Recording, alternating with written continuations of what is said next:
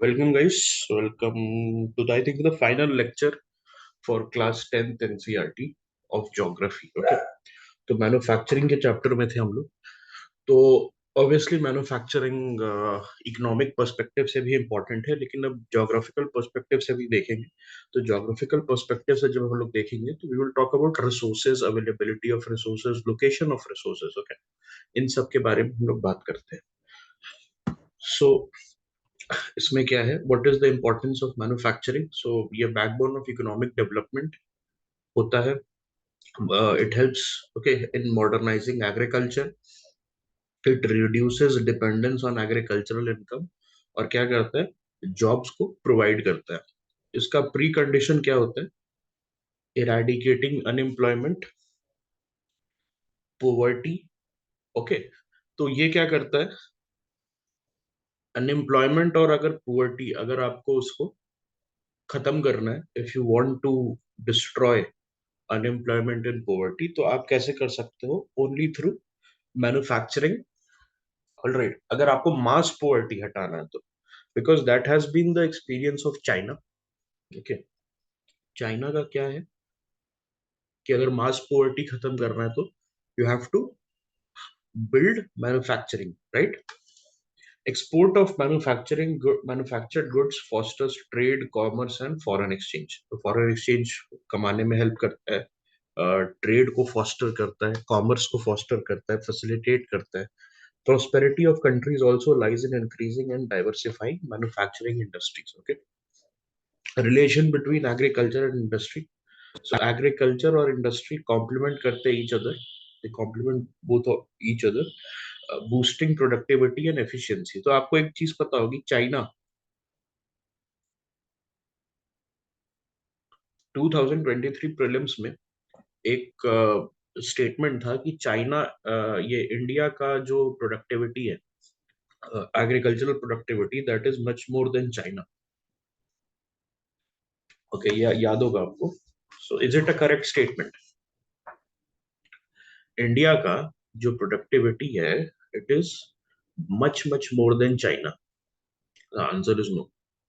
Okay, ये 2023 का question था, if you guys remember ground water वाले स्टेटमेंट में थर्ड स्टेटमेंट था ये. तो ये is not true. The Chinese agricultural productivity, the Chinese per capita productivity, agriculture productivity is much higher. और ये कैसे पॉसिबल हुआ है?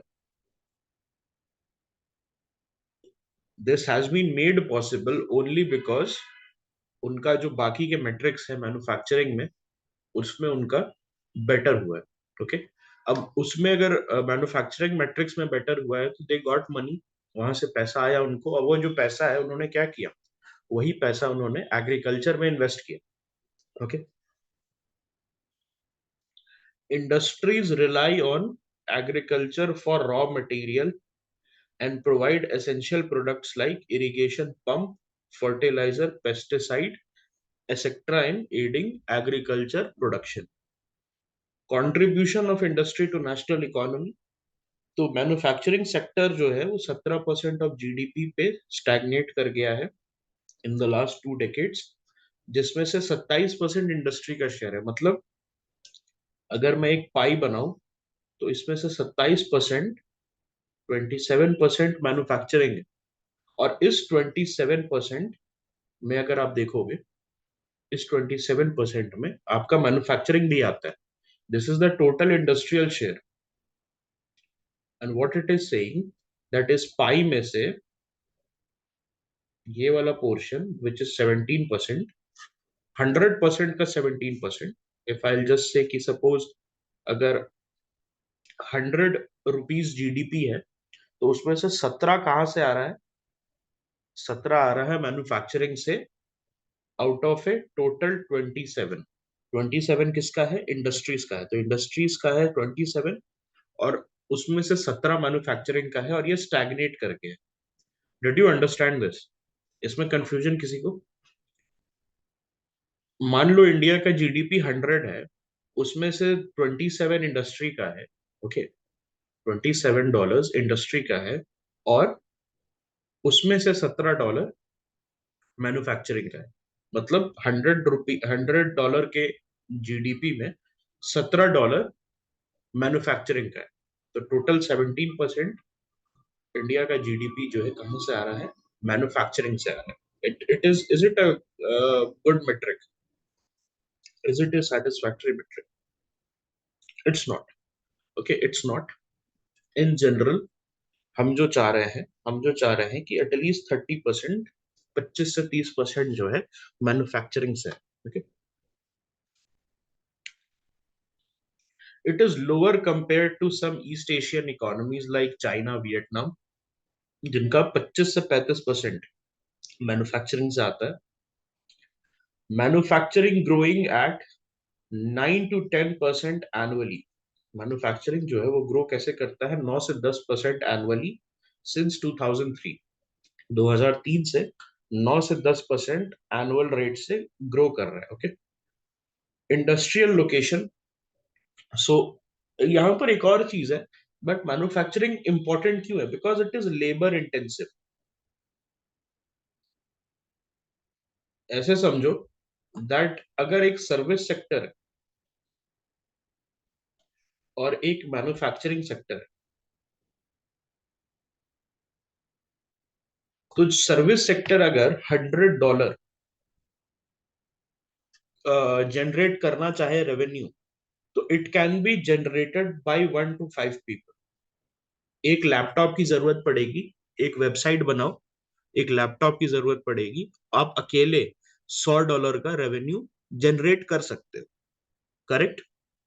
लेकिन मैन्युफैक्चरिंग में वहीं पर आपको 15 से 20 लोगों की जरूरत पड़ेगी अगर आपको $100 का क्रिएट करना है। सो it is very labour intensive. Okay, ये क्या है? सर्विस सेक्टर में पॉसिबल ही नहीं है। सर्विस सेक्टर में पॉसिबल ही नहीं है कि आप इतने सारे लोगों को लेके चलो साथ में। It is not possible. Okay, तो फिर क्या होता है? वॉचमैन, सिक्योरिटी गार्ड, पियून, सफाई वाला, इस टाइप के जॉब्स क्रिएट होते हैं विच पेज वेरी लेस। 12,000, 10,000, 13,000 का जॉब होता है। वहीं पे अगर कोई मैन्युफैक्चरिंग यूनिट लगता है तो वहां पर आपको सबसे पहले तो ज्यादा आदमी की जरूरत पड़ती है, उसके बाद salaries are at very high. जो आप देखोगे असेंबली लाइन पे काम करते हैं लोग, उनको सैलरी कितनी मिलती है? असेंबली लाइन वालों को 20,000 रुपए की सैलरी मिलती है, 20-22 हजार रुपए की सैलरी मिलती है, 24,000 रुपए। ओके, सो इसमें क्या होता है? That is double, that is technically double.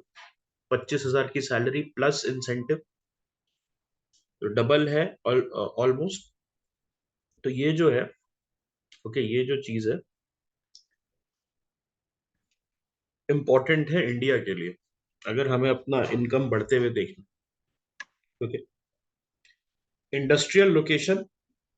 So it is complex influenced by raw material availability, labor, capital, power and market access। तो ये सारा जो है इंपॉर्टेंट है। सो ये सारा जो है GS1 में भी आपको पूछ सकता है कि एक पर्टिकुलर लोकेशन पे what are the factors which is driving the location of that particular industry. क्या क्या होता है? रॉ मटेरियल का अवेलेबिलिटी, लेबर, कैपिटल, पावर और market access. Manufacturing activity locates where factors are available at lower cost. तो manufacturing activity कहाँ जाता है? जहां पर फैक्टर्स लोअर कॉस्ट पे अवेलेबल होता है। फॉर एग्जाम्पल, मान लो वाई वाई गुजरात। गुजरात में क्यों जाता है? कुछ रीजन होगा। गुजरात में तो चलो एक चीज है कि वहां पर सैलरीज आर हायर। गुजरात में सैलरी हाई है फिर भी जाता है। उसके पीछे का रीजन क्या है? Although the salary is higher, वहां पर आपको कैपिटल इजीली मिल जाएगा। Every second person is a money lender there. सब लोग जो है ब्याज पे अपने ही ये अपने ही रिश्तेदारी में ब्याज पे पैसा देता है। ओके, पावर 24 घंटे आपको मिल जाएगा गुजरात में। मार्केट एक्सेस, गुजरात के लोगों के पास पैसा है, गुजरात के लोग खरीद सकते हैं। तो despite having maybe land वहां पर थोड़ा महंगा है गुजरात में compare to other places. Alright, and वहां पर जो है, आप अगर देखोगे तो ये लोगों की सैलरीज ज्यादा है। अगर आपको गुजराती लेबर रखना है तो Gujarati labour is very expensive. 25-30 हजार रुपए तो लेगा ही लेगा वो। इसीलिए बिहार और बंगाल और यूपी के लोगों को बुलाया जाता है वहां पर, कि वहां गुजरात जाके काम करो, तो वो कम पैसे में काम करते हैं। Okay. Industrialisation and urbanisation are intertwined. तो इंडस्ट्रियलाइजेशन होगा तो अर्बनाइजेशन होगा। Okay. With cities providing markets and services. Okay. Markets और सर्विसेज प्रोवाइड करता है, लीडिंग टू इंडस्ट्रियल एग्लोमरेशन। उससे क्या होता है, एग्लोमरेट्स बनते हैं। एग्लोमरेट्स का मतलब क्या होता है? Does anybody know about agglomerates? It's a very important step. Agglomeration का बेसिकली एक जगह कंसंट्रेशन होना। Okay, what does it mean? Agglomeration मतलब एक जगह पे कॉन्सेंट्रेट होना। क्लस्टर बेसिकली कह सकते हो आप, क्लस्टर। ओके, ठीक है। Okay. Factory location decision based on least cost, government policies and labour availability. So यहाँ देखो, गवर्नमेंट पॉलिसी भी इंपॉर्टेंट होती है। आपको याद होगा टाटा नैनो का प्लांट कैसे सिंगूर से सानंद ट्रांसफर कर दिया गया था। तो पहले कहाँ था? बंगाल में था। बंगाल में वहां पर उन्होंने अपना ये पॉलिटिकल रोटी सेकने के लिए क्या किया, उसको खत्म कर दिया। और वहां से फिर टाटा वालों ने क्या किया, सिंगूर से उठा के प्लांट और फिर वो गुजरात ले गए। गुजरात में उन्होंने स्टार्ट कर दिया प्रोडक्शन करना। Okay. So do you think that, I think ये जो सिंगूर वाला ये था, it was done by Mamata Banerjee. She was the leader of the she was the leader of the protest, if you guys remember. और उसके बाद नरेंद्र मोदी ने एक फोन कॉल किया था, वेलकम टू गुजरात। ये रतन टाटा को बोला था वेलकम टू गुजरात, तो वो अपना पूरा लेके चले गए थे। सो गवर्नमेंट पॉलिसीज जो है वो बहुत इंपॉर्टेंट होता है। और लेबर अवेलेबिलिटी वो भी इम्पोर्टेंट है। जहां लेबर होता है, अभी यहाँ पर तमिलनाडु में जो टेक्सटाइल इंडस्ट्री है, okay, तमिलनाडु जो है, वहाँ का जो टेक्सटाइल इंडस्ट्री है, तो वो it is on the verge of collapse because of zero labour availability. बहुत सारे लेबर्स जो है यूपी के, वो वापस जा रहे हैं बिकॉज यूपी में मैन्युफैक्चरिंग अपॉर्चुनिटीज आ रही है, तो सब अपने घर के आसपास रहना पसंद करेंगे rather than going to Tamil Nadu and work.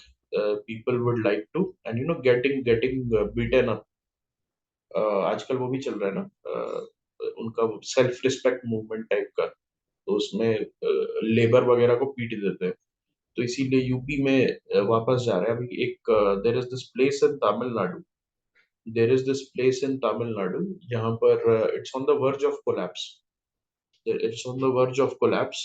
और उसके वजह से यूपी में बहुत लोग वापस जा रहे हैं। उत्तर प्रदेश के जो लेबर्स हैं, they are going back. Classification of industry देखो। So on the basis of source of raw material use, so agro-based industry, it utilizes materials like cotton, wool, jute, silk, textile, rubber, sugar, tea, coffee and edible oil। ये सारी चीजें जो use करता है। Mineral based industry, aluminium, machine tools, petrochemicals, iron and steels, ये सारी चीजें use करता है। ओके। हाँ, करेक्ट, तिरुपुर बेल्ट। तिरुपुर के बारे में बात कर रहा था। तिरुपुर में there is a shortage, crisis of labour. Tiruppur में टेक्सटाइल का सबसे बड़ा, आई थिंक, ये है, क्लस्टर है। According to their main role, so what is the basics और की इंडस्ट्री? तो supply raw material for manufacturing. तो सबसे पहले बेसिक इंडस्ट्री की बात करते हैं। बेसिक इंडस्ट्री का क्या काम है? They supply raw material for manufacturing iron and steel, copper and aluminium smelting के लिए ये बेसिकली आपको देंगे।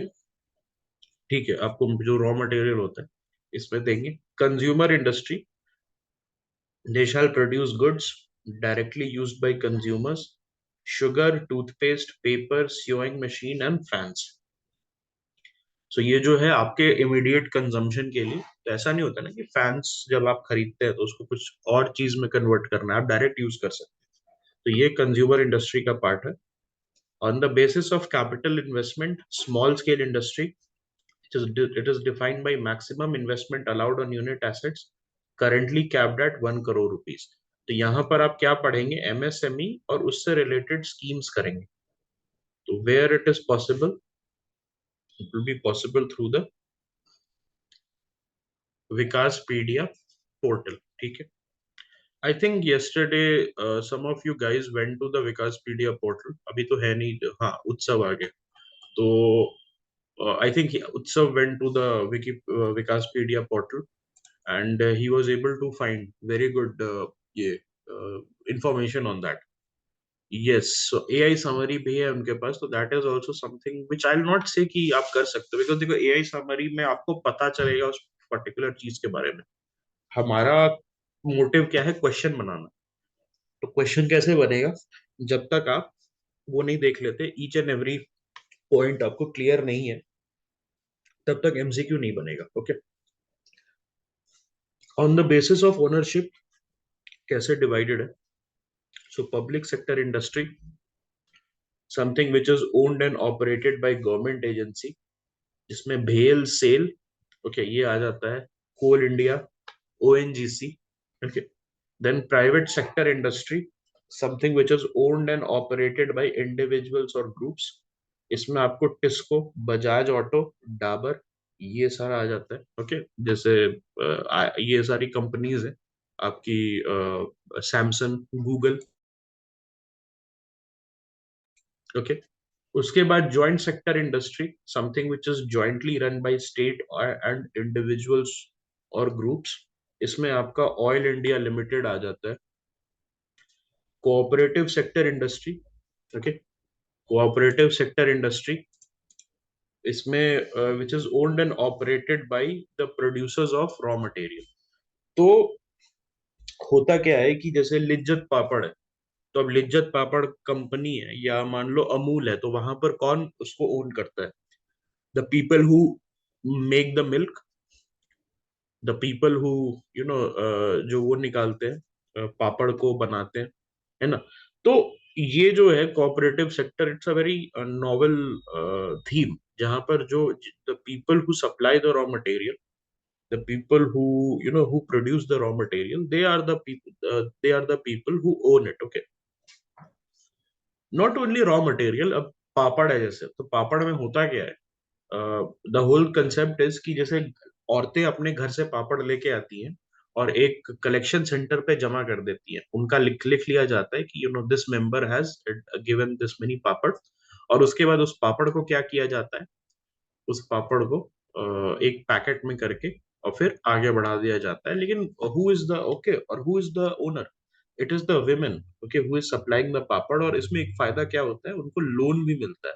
Suppose if they wish to buy raw material and if they wish to supply more papad, तो ये वो कर सकती है। वो देखा है लिज्जत पापड़ का एक बनी आता है, हाँ हाँ लिज्जत पापड़, ऐसे करके आता है, तो वो लिज्जत पापड़ वाला जो बनी है, तो ये सारा पैसा कहाँ से आता है, सो ये मैनेजर जो है एक अपॉइंट किया जाता है, और वो मैनेजर क्या करता है, कलेक्टिवली उस पैसे को देखता है। तो यही जो कंसेप्ट है आजकल बहुत पॉपुलर हो रहा है इसमें, फार्मर्स में भी।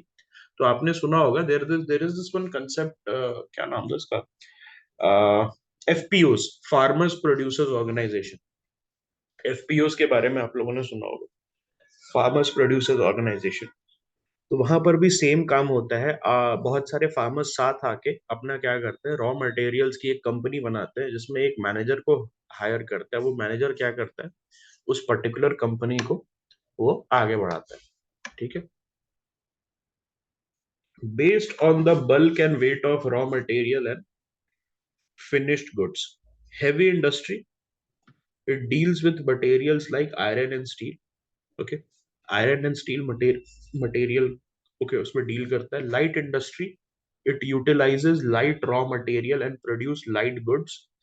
Electrical goods industries, तो दो टाइप के इंडस्ट्री आपको बताया। हेवी इंडस्ट्री जो कि हेवी मटेरियल्स में डील करेगा, जैसे आयरन एंड स्टील, और उसके बाद लाइट इंडस्ट्री जो कि इलेक्ट्रिकल गुड, जो by wait, okay, by wait basically यहाँ पर हम लोग क्लासिफिकेशन कर रहे हैं। Agro based industry, industries like cotton, jute, silk, woolen textile, sugar, and edible oil rely on agricultural raw material. Okay.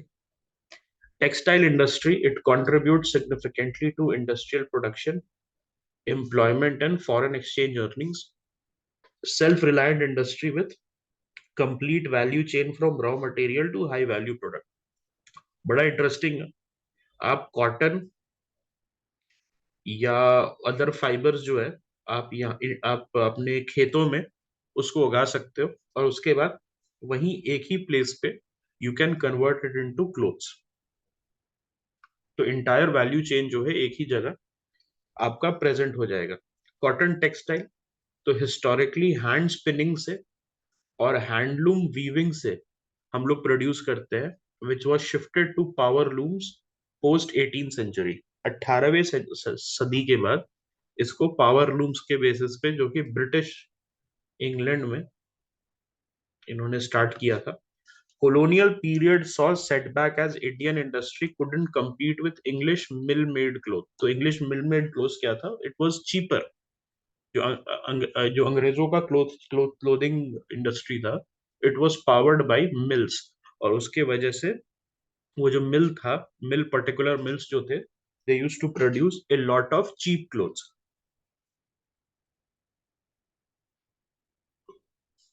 It was India में क्या सीन था टेक्सटाइल इंडस्ट्री का, it was initially concentrated in Maharashtra and Gujarat. Why? Because cotton का availability, आपको पता है ना, महाराष्ट्र और गुजरात में हमने बात की थी ब्लैक सॉइल की, and black soil is very very important for cotton growing. Okay, तो रॉ मटेरियल अवेलेबिलिटी था, उसके बाद मार्केट भी था, because Maharashtra and Gujarat where wealthier province compare to other parts. Then transportation भी था, लेबर भी था, और क्लाइमेट भी था। ओके, क्लाइमेट था which was conducive for growing cotton. और उसमें रहता है कि अगर बहुत ज्यादा गर्मी पड़ती है, you have your weather has to be pleasant. बहुत ज्यादा गर्मी पड़ती है, या इस टाइप का कुछ एक्सट्रीम वेदर में होता है क्या, कि कॉटन का जो यार्न होता है, आई थिंक दैट ब्रेक्स। जो कॉटन का थ्रेड्स होता है वो ब्रेक कर जाता है, राइट? बहुत ज्यादा अगर एक्सट्रीम टेम्परेचर्स होता है तो।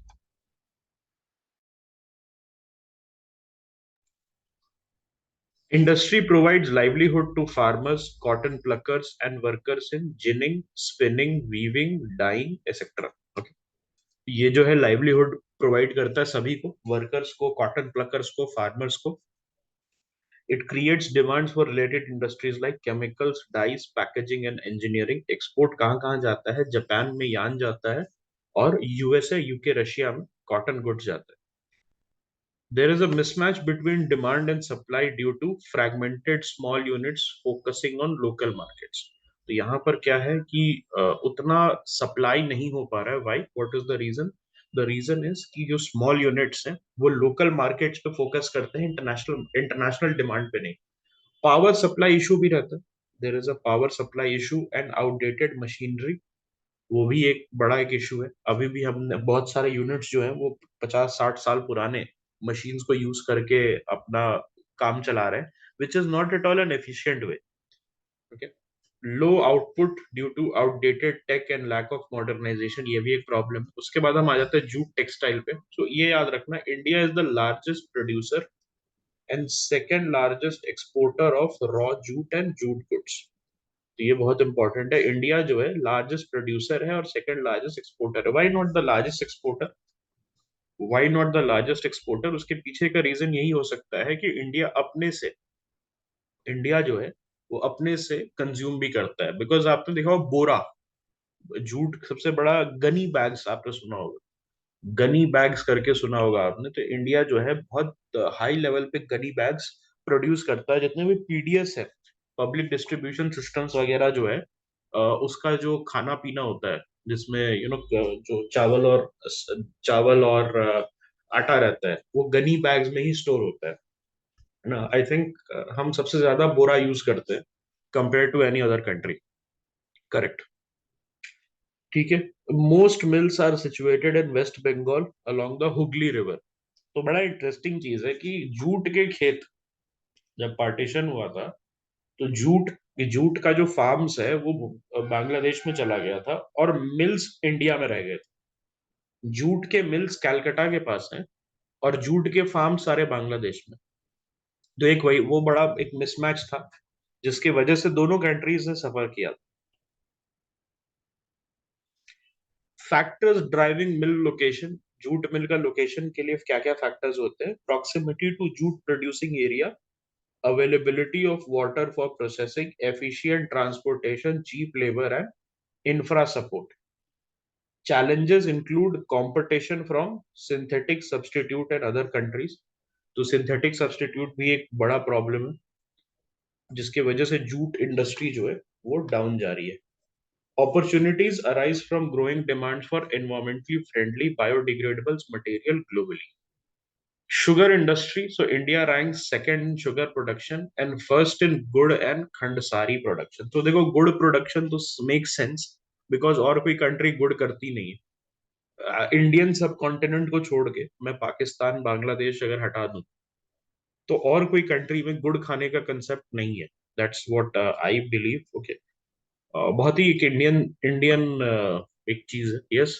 सो इंडिया जो है वो सेकंड है शुगर प्रोडक्शन में। फर्स्ट कौन है? Which is the country which is first in sugar production? It is Brazil. Brazil है ना? ब्राजील है। रॉ मटेरियल, रॉ मटेरियल जो होता है sugar cane, it's bulky and which makes transportation challenging. Industry क्या है? सीजनल नेचर है विच suits cooperative sector. तो यहाँ पर क्या होता है? एफआरपी मिलता है, if you guys remember, FRP मिलता है and that is given directly by the sugar mills. तो इसीलिए शुगर मिल्स जो है वो एक लॉस पे चलता है। आप देखोगे कि किसी भी स्टेट में जो शुगर के प्रोड्यूसिंग है, वहां शुगर मिल सबसे पहली बात तो पीएसयूज होते हैं। They are they are most of them are PSUs, not all of them obviously. बहुत सारे शुगर मिल्स गवर्नमेंट रन होते हैं, करेक्ट। ओके, ठीक है, नो वरीज। तो एफआरपी जो है फेयर एंड रेम्यूनरेटिव प्राइस, आपको किस कौन देता है? शुगर मिल्स के थ्रू आप कलेक्ट करते हैं। It is very similar to MSP. MSP जैसे होता है उसी तरीके से एफआरपी होता है फॉर शुगर केन। तो गन्ना फार्मर्स को ये मिलता है, ठीक है। Recent trends of mills shifting to southern and western states like Maharashtra due to higher sucrose content in cane। तो यहाँ पर क्या है कि सदर्न और वेस्टर्न स्टेट्स में मिल्स क्यों शिफ्ट हो रहा है? What is the reason private mills are getting shifted? Okay, what is the reason? Because sucrose content ज्यादा है सदर्न स्टेट के शुगर केन में, और लॉन्गर क्रशिंग सीजन है, ये बहुत इंपॉर्टेंट है। हाई सुक्रोज कंटेंट और लॉन्गर क्रशिंग सीजन होता है, ठीक है। मिल्स लोकेटेड कहाँ है? उत्तर प्रदेश, बिहार, महाराष्ट्र, कर्नाटक, तमिलनाडु, आंध्र, गुजरात, पंजाब, हरियाणा और मध्य प्रदेश। और 60% of the mills are in Uttar Pradesh. Uttar Pradesh में, वेस्ट यूपी में आपको बहुत सारे मिल्स मिल जाएंगे। It's a very big issue. Generally it's a very big political issue as well, because गन्ना के फार्मर जो है बहुत बड़े एक वोट बैंक भी है।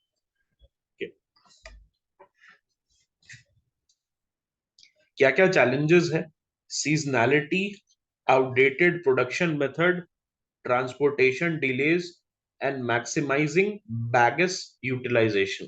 तो ये क्या होता है? व्हाट इज बैगस और बैगस? तो आपने आपने सुना होगा बहुत सारे बाई प्रोडक्ट्स होते हैं।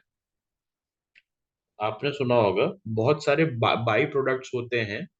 तो उसमें से एक होता है बैगस। बैगस क्या होता है? It's a by product. तो आपने देखा होगा एक ड्राई पल्प जैसा मटेरियल होता है जो कि बच जाता है। ओके, रेसिड्यू टाइप का होता है, बच जाता है जब शुगर केन जो है उसको क्रश कर दिया जाता है। ओके, तो इसको पल्प भी बोलते हैं। बैगस को जो है पल्प भी बोला जाता है। ओके, तो बैगस किस में यूज हो सकता है? बैगस आपका बायोफ्यूल में यूज हो सकता है। Please remember, national biofuel policy पढ़ना इंपॉर्टेंट है, ओके। नेशनल बायोफ्यूल पॉलिसी पढ़ना इंपॉर्टेंट है, ओके। मिनरल बेस्ड इंडस्ट्री, सो मिनरल बेस्ड इंडस्ट्री में देखते हैं iron and steel industry. It's a basic industry which is crucial for heavy, medium and light industry as they depend on it for machinery. Heavy industry with heavy transportation cost, तो iron and steel industry आपके लिए impossible है। अगर आप चाहें कि कल हम आयरन एंड स्टील इंडस्ट्री को खड़ा कर दे तो बहुत इम्पॉसिबल है। वाई? सबसे पहली बात तो there is a steep learning curve. दूसरी चीज क्या है? दूसरी चीज ये है कि बहुत सारे प्लेयर्स ऑलरेडी मार्केट में है। तीसरी चीज क्या है? Heavy capital availability is needed. Setup करने में बहुत ज्यादा पैसा लगता है हैवी इंडस्ट्री को। Steel production and consumption serve as an indicator of a country's development. एक कंट्री जितना स्टील को प्रोड्यूस करेगी और कंज्यूम करेगी उतना बेटर रहेगा, okay. Raw materials required include iron और कोकिंग कोल, लाइमस्टोन और मैंगनीज। ये सारे जो है कोकिंग कोल इंपॉर्टेंट हो जाता है आपके लिए। इसके बारे में पढ़ना, इसका यूजेस पढ़ना, इसके प्रॉपर्टीज को पढ़ना, okay. Steel is used in various sectors such as engineering, construction, defense, medical, telecommunication, and consumer goods. India ranks second in global crude steel production in 2018 and is the largest producer of sponge iron. Please remember this. India जो है सबसे बड़ा producer किस चीज का है? Sponge iron का है। चाइना जो है वो सबसे बड़ी कंट्री है both in production and consumption of steel, okay. तो यहाँ पर एक चीज आपको याद रखना होगा कि इंडिया इंडिया से चाइना रॉ मटेरियल लेता है और हमें स्टील वापस करता है, which is a very very problematic thing, okay. ये क्या है? बहुत एक प्रॉब्लमेटिक थिंग है कि हम जो है एक लो वैल्यू प्रोडक्ट को सेल कर रहे हैं और हाई वैल्यू प्रोडक्ट को इंपोर्ट कर रहे हैं, मतलब ले रहे हैं, ओके। ओके, स्पॉन्ज आयरन जो है, स्पॉन्ज आयरन आप ऐसे समझो कि जब आप आयरन ओर को रिड्यूस कर देते हो, ओके, आयरन ओर को आप जब रिड्यूस कर देते हो तो एक आपको थोड़ा सा पोरस फॉर्म का आपको आयरन मिलता है, okay. That is called sponge iron. Sponge sponge iron is a raw material जो कि स्टील इंडस्ट्री में यूज होता है, ओके। स्पॉन्ज आयरन क्या है? It's sort of A reduced iron. आप ऐसे समझो जब आयरन ओर को आप रिड्यूस कर दोगे,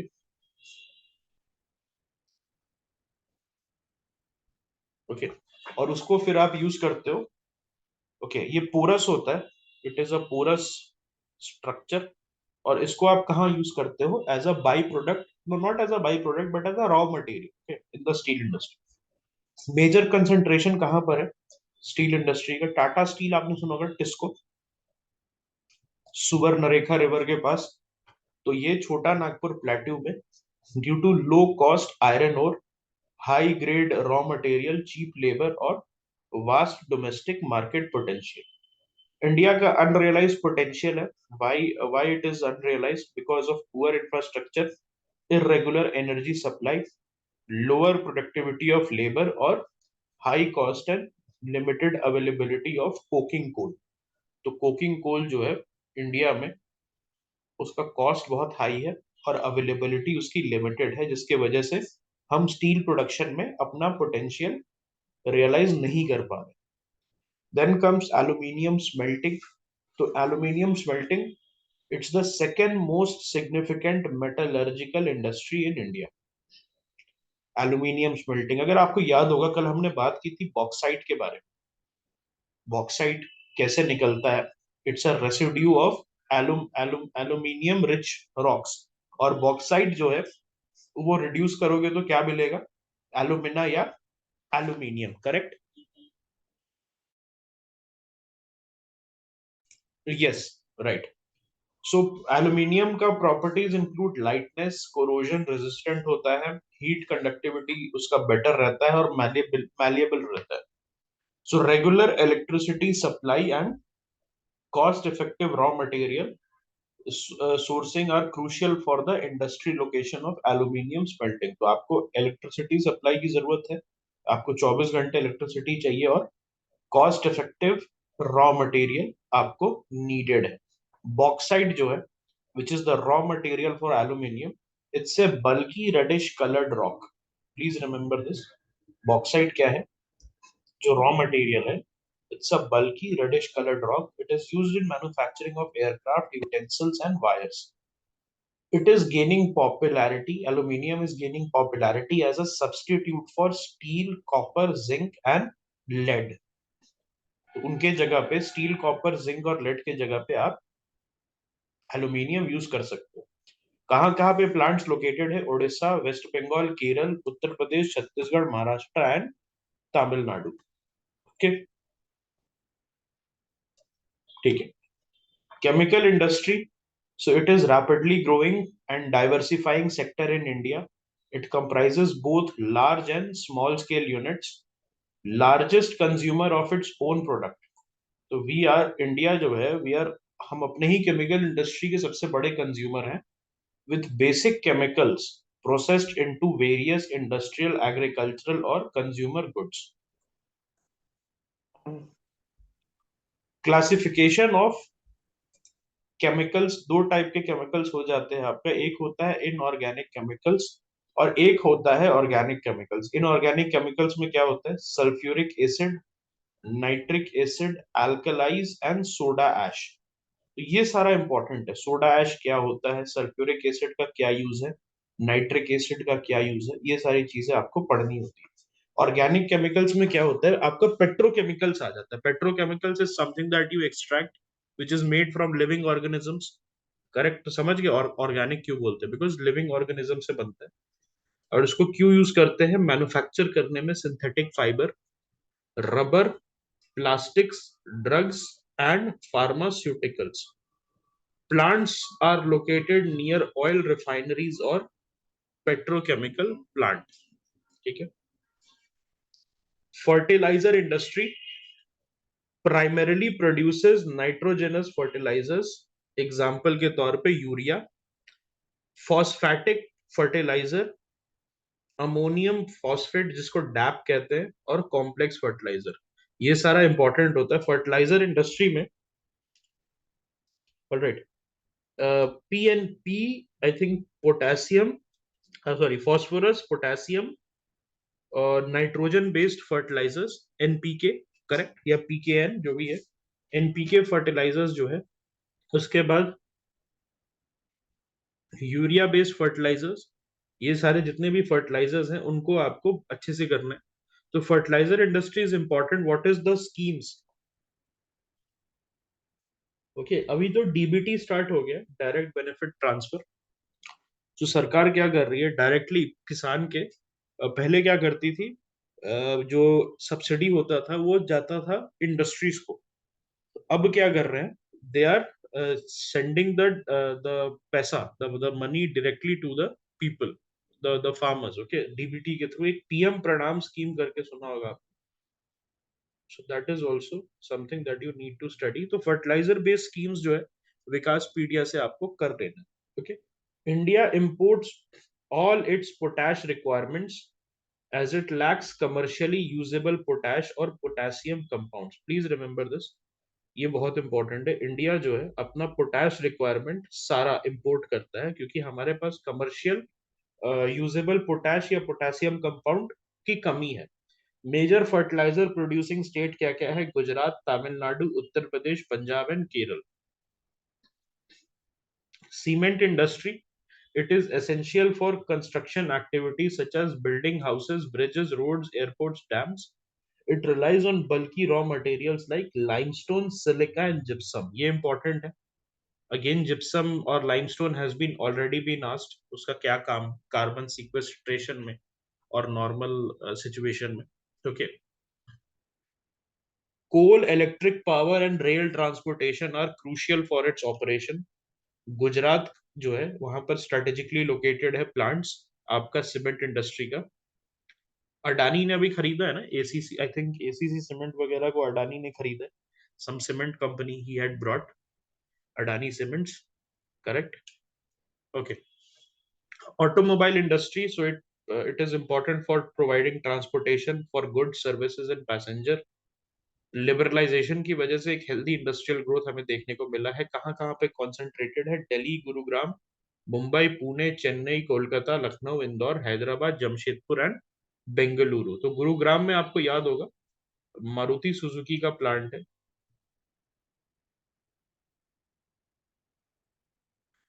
मारुति सुजुकी का प्लांट है। अंबुजा सीमेंट ली, ओके। Okay, right.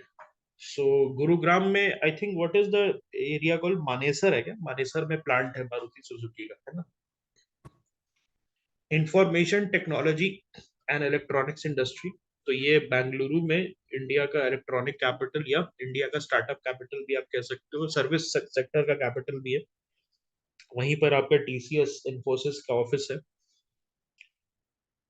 ऑलराइट।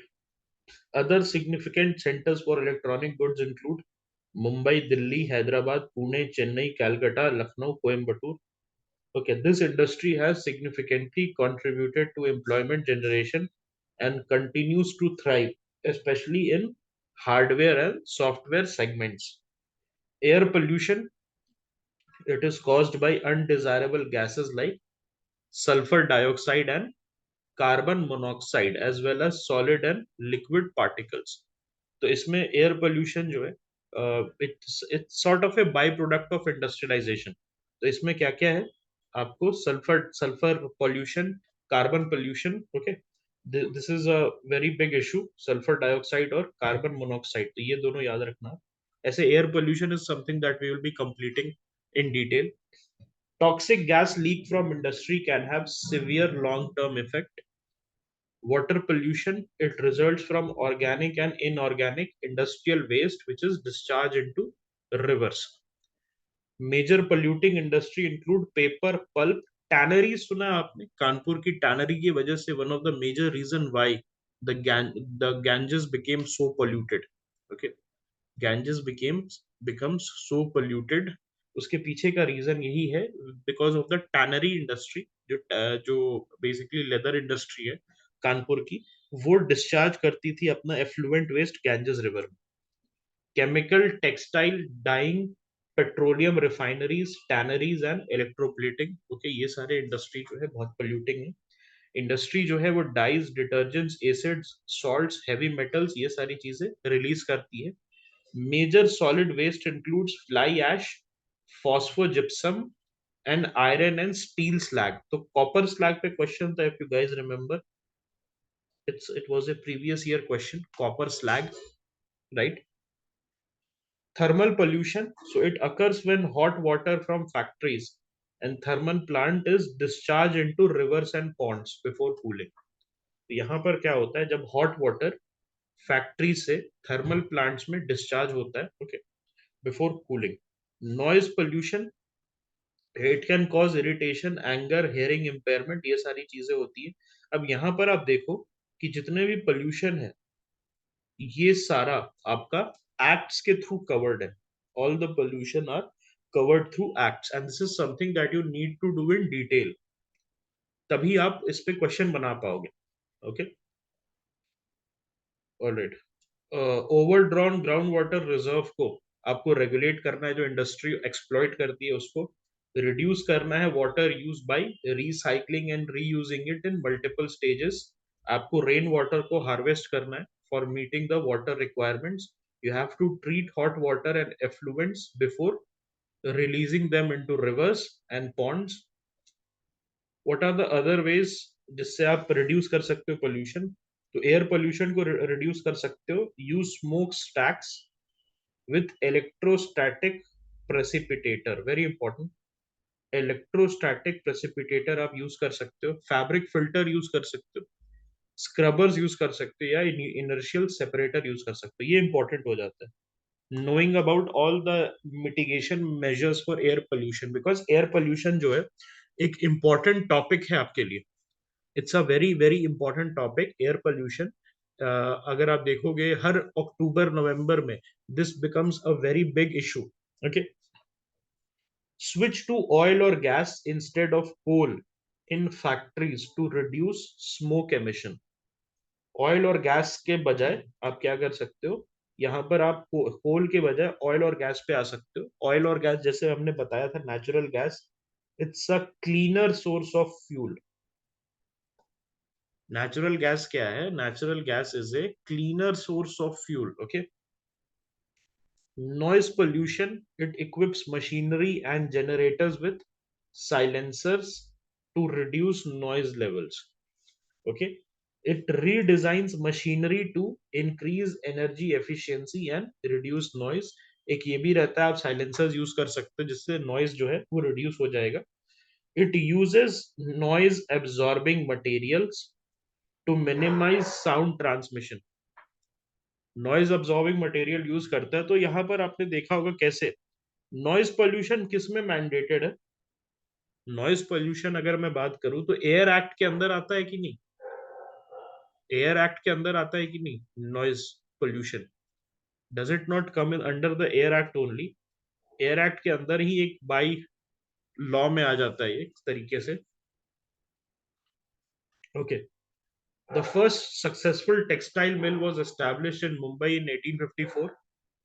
पहला जूट मिल कहाँ था? कलकत्ता में 1855 में. After partition most of the jute producing area went to Bangladesh, whereas most of the jute mills were here in India. First cement plant कहाँ setup किया गया है? चेन्नई में 1904 में. Okay, many steel plants uses electric furnaces, steel scrap and sponge iron to produce mild and alloy steel, while integrated steel plants handle all process from raw material. तो integrated steel plant का concept क्या है कि वहां पर ही आपको raw material भी produce हो रहा है. इसीलिए देखोगे जमशेदपुर, जमशेदपुर में है क्या ऐसा कि वहां पर स्टील का इंडस्ट्री लगाना पड़ा वहां पर, क्योंकि रॉ मटेरियल पास में है. तो हम कह सकते हैं कि जमशेदपुर वाला टिस्को जो है एक integrated steel plant. Okay. Every litre of waste water discharge by industries pollutes 8 times the quantity of fresh water. तो हर लीटर जो वेस्ट वाटर डिस्चार्ज किया जाता है बाय इंडस्ट्रीज वो क्या करता है? 8 times the quantity of fresh water को पोल्यूट करता है. एनटीपीसी जो है एक मेजर पावर कॉरपोरेशन है इंडिया में जिसके पास एक आईएसओ सर्टिफिकेशन है for environment management system, EMS. Okay. Sustainable development requires integrating economic growth with environmental concerns. Alright, so this is done. अब हम आ जाते हैं फाइनल चैप्टर पे, क्लास 10th वाटरवेज के बारे में डिस्कस करते हैं. तो इंडिया के पास एक एक्सटेंसिव नेटवर्क है of inland waterway. About 14,500 kilometres of navigable waterway है. मतलब आप जो है रिवर्स के बीच में आप क्या कर सकते हो? अपने शिप्स वगैरह चला सकते हो. लेकिन उसमें से सिर्फ 7,500 किलोमीटर्स जो है वो नेविगेबल अभी है बाय मैकेनाइज्ड बोट्स. हमने क्या है बहुत अंडर यूटिलाइजेशन ऑफ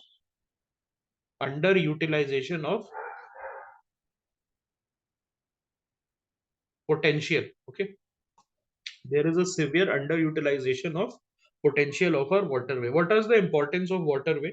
सबसे पहले तो कॉस्ट इफेक्टिव है, इको फ्रेंडली है, सूटेबल है बल्कि गुड्स के लिए. इसमें बहुत कम रुपीस लगता है, ₹2 से 1.5 से 2 रुपए के बीच में आप जो है पर किलोमीटर आप अपना गुड्स पहुंचा सकते हो, विच is the cheapest of all. बाकी सारे से आप समझ सकते हो कि चीपेस्ट है, बल्कि गुड्स के लिए सूटेबल है, lesser congestion, okay, compared to the road and rail transport. It is ideal for export and import trade. Water transport जो है वो बहुत crucial है. challenges क्या क्या है वाटर ट्रांसपोर्ट का? सबसे पहले सीजनल नेचर. तो जो रिवर्स आप देखोगे तो बहुत सारे रिवर्स का जो फ्लो है वो कम हो जाता है विंटर के सीजन में. तो it is not deem to be navigable in those months, specially the peninsular rivers. In the month of December, non monsoon months में उनमें इतना बहाव ही नहीं रहता है कि वो नेविगेबल हो पाए. ओके, सो एक बड़ा रीजन वो है. देन लिमिटेड कनेक्टिविटी, उस वो भी एक बड़ा रीजन है. Okay. Then slow speed, water transport जो है वो स्लोअर है compare to road and rail transport. Airways जो है वो इंपॉर्टेंट है. तो एयरवेज के लिए आप क्या करोगे? आप उड़ान स्कीम वगैरह देख लोगे, उड़े देश का हर नागरिक स्कीम वगैरह जो है, आप ये स्कीम्स को आप देख लोगे. तो उसको आप obviously have to do it from Vikaspedia. उसके बाद रीजनल कनेक्टिविटी ऑफ एयरपोर्ट्स, इसको भी आपको देखना होगा. ओके, तो what is the importance of airway? सबसे पहले तो स्पीड होता है, आप तुरंत एक जगह से दूसरे जगह आप लेके जा सकते हो, ग्लोबली आप कनेक्ट कर सकते हो। उसके बाद इट्स ऑल वेदर एक्सेसिबल, ऐसा नहीं होता है। ओके, ऐसा नहीं होता है कि ये इन जैसे वाटरवेज में रहता है कि during winter months it becomes useless. ये आप all season, okay, it's an all weather phenomena, air transport, and it is ideal for emergency situation as well. Challenges क्या क्या है? हाई कॉस्ट है, लिमिटेड कैरिंग कैपेसिटी है, एक plane में certain amount of goods ही आप ट्रांसपोर्ट कर सकते हो, ऑलराइट, और बहुत एक्सपेंसिव होता है, और उसका इन्वायरमेंटल इम्पैक्ट भी बहुत ज्यादा होता है। रोड्स में अगर आप देखो तो रोड्स का क्वेश्चन आया था 2023 प्रीलिम्स में, if you guys remember, 2023 prelims में इस पे क्वेश्चन आया था। सो उसमें गोल्डन क्वाड्रिलैटरल सुपर हाईवे, तो ये क्या है? What are these? So these are 6 lane super highways which connects major cities. तो इसमें गोल्डन क्वाड्रिलैटरल जो सिस्टम है, इसको आपको पढ़ना पड़ेगा। व्हाई? बिकॉज 2023 के प्रीलिम्स में इसमें क्वेश्चन आ चुका है। The project aims to reduce travel time and distance between Delhi, Calcutta, Chennai and Mumbai. तो 4 मेजर सिटीज जो है इंडिया के, दिल्ली, कैलकाटा, चेन्नई और मुंबई, उनको कनेक्ट कर रहा है। It includes north to south corridors, which links Srinagar to Kanyakumari, as well as east to west corridors, which connect Silchar to Porbandar. ये यूपीएससी ने पूछा था, प्लीज रिमेंबर दिस। ऐसे यूपीएससी पूछ सकता है कि सिलचर से पोरबंदर कनेक्ट हो रहा है, या कोई दूसरा सिटी दे देगा। अब बताओ। Alright, national highways authority of India, NHAI, is responsible for implementing this project. NHAI किसके अंडर आता है? Ministry of road transport, okay, and highways, correct. National highways, they connect extreme parts of India and serve as a primary road system. They are maintained by CPWD, that is Central Public Works Department. और national highways का example क्या है? National highway number 1 जो दिल्ली से अमृतसर के बीच जाता है, ओके। स्टेट हाईवेज, तो state highways, these roads link state capital with different district headquarters, और इसको कौन मेंटेन करता है? State public works department. District roads क्या होता है? They connect district headquarters with other places within the district, और इसको जिला परिषद, इसको कौन करता है? जिला परिषद जो है इसको मेंटेन करता है। फिर अदर रोड्स में आपका रूरल रोड्स आ जाता है, विलेज रोड्स आ जाता है। और राइट, इसको स्पेशल अटेंशन कहाँ मिल रहा है? प्रधानमंत्री ग्रामीण सड़क योजना। सो प्रधानमंत्री Gramin Sadak Yojana, this is something that you are going to study from Vikaspedia, okay. इसका क्या एम है? हर विलेज को एक मेजर टाउन से ऑल सीजन मोटरेबल रोड से कवर करना, ठीक है। देन बॉर्डर रोड्स जो है वो कौन बनाता है? बॉर्डर रोड्स ऑर्गेनाइजेशन, जिसको बीआरओ कहते हैं। ये 1960 में बनाया गया था, ताकि नॉर्दर्न और नॉर्थ ईस्टर्न बॉर्डर एरियाज में हम बॉर्डर को कंस्ट्रक्ट कर सके, ओके। रेलवे जो है वो एक क्रूशियल रोल प्ले करता है, ठीक है। तो ऑलराइट, यहाँ पर क्या है कि according to recent data from NCERT only, 16 zone में बोला जा रहा है कि 16 जोन्स में रेलवे को हमने बांटा है, और ये बिजनेस, साइट सीइंग, पिलग्रिमेज, ये सारी एक्टिविटीज को करता है। 1853 में फर्स्ट रेलवे लाइन जो है उसको क्रिएट किया गया था डलहौजी के समय, बॉम्बे से Thane, if you guys remember. Distribution pattern, so the distribution of railway network in India is influenced by physiographic, economic and administrative factors. तो नॉर्दर्न प्लेन्स में, हिली टेरेन्स में, हिमालयन माउंटेन्स में, then you have got the Konkan railway as well, जो कि आपका western घाट से निकलता है। अदर चैलेंजिंग एरियाज में भी आपको मिल रहा है। मिजोरम में, even in Mizoram and Nagaland, अभी कवायद चल रही है कि हम जो है इसको लेके जाए, रेलवेज का जो है एक्सपेंशन करें। मिजोरम में डिफिकल्ट है, why? Because of mountainous terrains, okay. Pipeline, India में पाइपलाइन नेटवर्क जो है उसके बारे में आप देख सकते हो। तो वहां पर क्या, किस चीज के लिए यूज होता है pipeline? Crude oil, petroleum product, natural gas, solid in a slurry form. If you guys remember, हमने बात की थी मैंगलोर पोर्ट तक, जो बेलारी, चित्रदुर्ग और जो बेल्ट था वहां से जो कॉपर है वो जाता था मैंगलोर पोर्ट तक, और मैंगलोर पोर्ट में जाके उसका फिर स्लरी के फॉर्म में, स्लज के फॉर्म में वो जाता था थ्रू पाइपलाइंस। ओके, तो इसमें भी आप यूज कर सकते हो।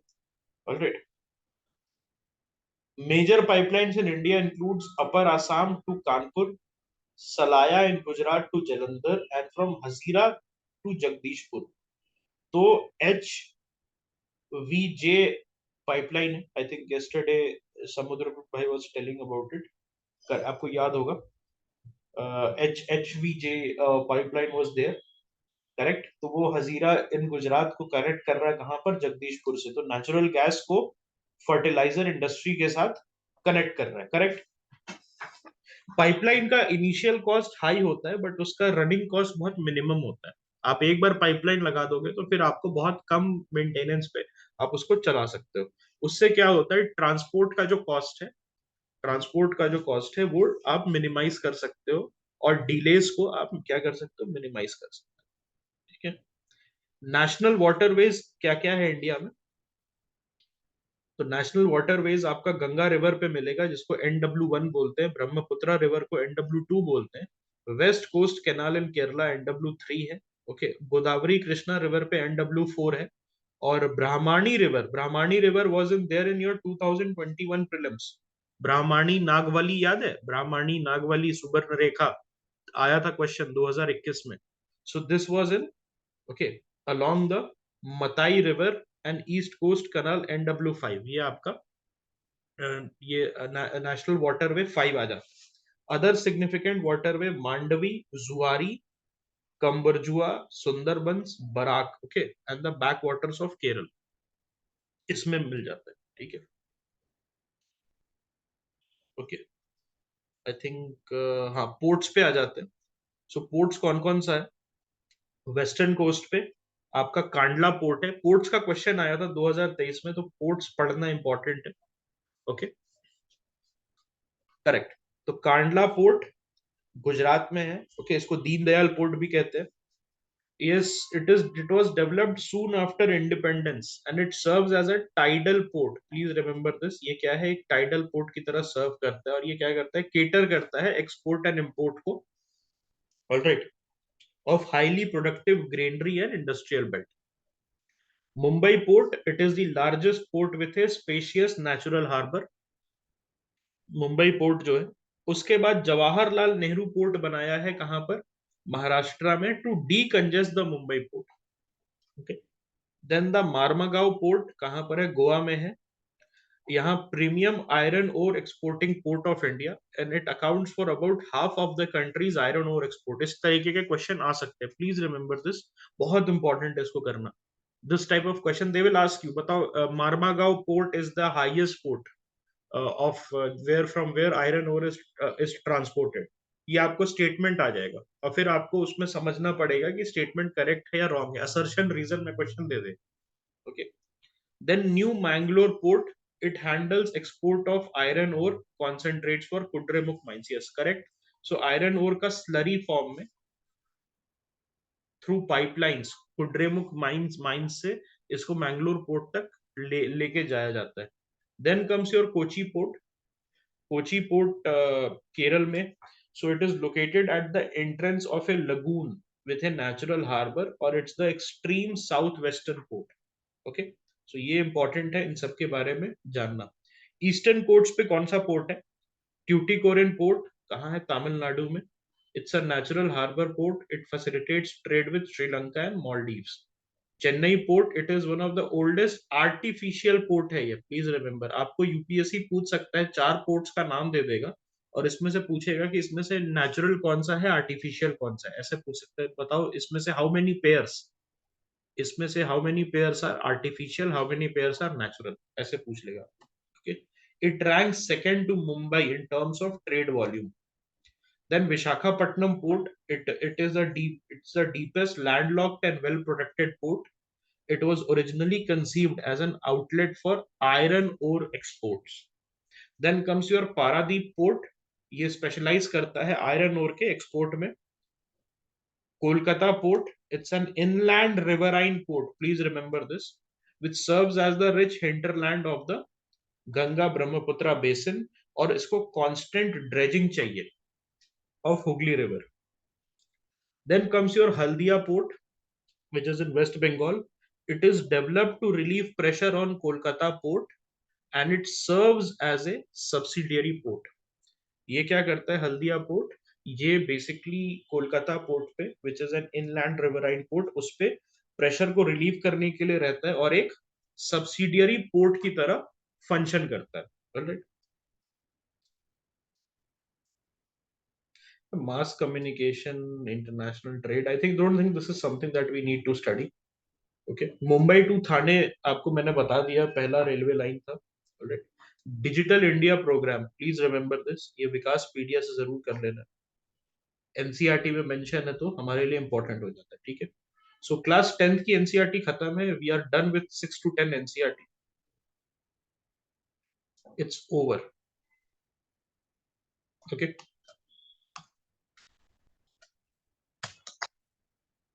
अब क्या करना है हमें?